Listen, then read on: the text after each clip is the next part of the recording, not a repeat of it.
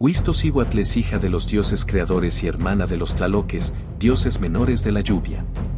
Huiztaccíhuatl gobernaba las aguas saladas y la sal, siendo vista como una diosa generosa pero severa si no se le rendían tributos adecuados. Huiztaccíhuatl vivía en armonía con los tlaloques en el Tlalocan, pero al desafiar la autoridad de los dioses fue arrojada al mar.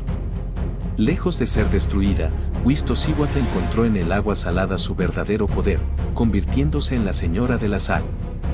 Desde entonces, dominó los mares y las salinas, protegiendo a los pueblos que dependían de este recurso, enseñándoles a recolectar sal y usarla para preservar alimentos y curar heridas. La sal se convirtió en un bien valioso, pero también castigaba si se abusaba de este recurso. Huiztaccíhuatl simboliza la importancia de la sal como recurso vital y elemento de equilibrio entre vida y muerte. Te invito a ver la historia completa en mi canal.